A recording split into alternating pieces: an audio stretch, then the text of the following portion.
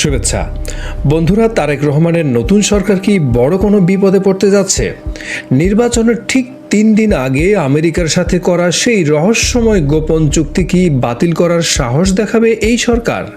যদি বাতিল করে তবে আমেরিকা কি চুপ করে বসে থাকবে, নাকি শুরু হবে এক নতুন ভূ রাজনৈতিক যুদ্ধ? কেন এই চুক্তিকে বাংলাদেশের জন্য গলার কাঁটা বলা হচ্ছে, আজ আলোচনা করব সেসব নিয়ে।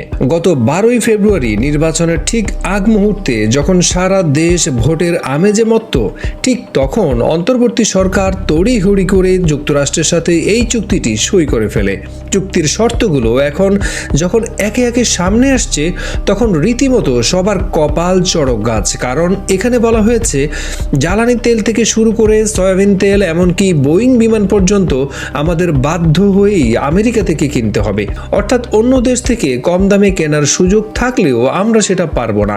বিশ্লেষকরা বলছেন এই চুক্তির মাধ্যমে আসলে চীন আর রাশিয়াকে আমাদের বাজার থেকে সরিয়ে দেওয়ার এক বিশাল গেম প্ল্যান করা হয়েছে। এখন বড় প্রশ্ন হলো, তারেক রহমানের এই সরকার কি এই চুক্তিটি বাতিল করবে? চুক্তিতে কিন্তু একটা প্রবেশনারি সময় আছে, মাত্র 60 দিন। এই সময়ের মধ্যে সরকার চাইলে কোনো কারণ ছাড়াই এটি বাতিল করতে পারে। কিন্তু সমস্যাটা অন্য জায়গায়। এই চুক্তির মূল কারিগর ডক্টর খলিলুর রহমান সাহেব এখন আমাদের পররাষ্ট্রমন্ত্রী। তাকে এই পদে বসানো মানেই তো হলো চুক্তির ধারাবাহিকতা বজায় রাখা। সংসদের রুমিন ফারহানা আপা যখন এই চুক্তির প্রতিবাদ করে এটি বাতিলের দাবি তুললেন, তখন থেকে রাজনীতিতে এক নতুন মোড় তৈরি হয়েছে। জামায়াতে ইসলামীর আমির ডাক্তার শফিকুর রহমান সাহেবও সাফ জানিয়ে দিয়েছেন তাদের সাথে কোনো আলোচনা ছাড়াই এই গোপন চুক্তিটি করা হয়েছে।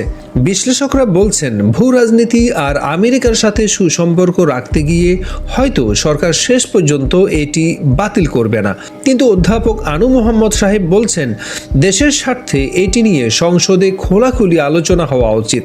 এখন দেখার বিষয়, তারেক রহমান কি আমেরিকার চাপ সহ্য করে দেশের মানুষের স্বার্থে শক্ত কোনো সিদ্ধান্ত নিতে পারবেন কিনা, নাকি আমরা এই চুক্তির বেড়াজালে আটকে থাকব? আপনাদের কি মনে হয়, বর্তমান সরকারের কি এই ঝুঁকি নেওয়া উচিত? কমেন্টে ঝটপট আপনার মতামত জানাতে পারেন। দেখা হবে পরের ভিডিওতে।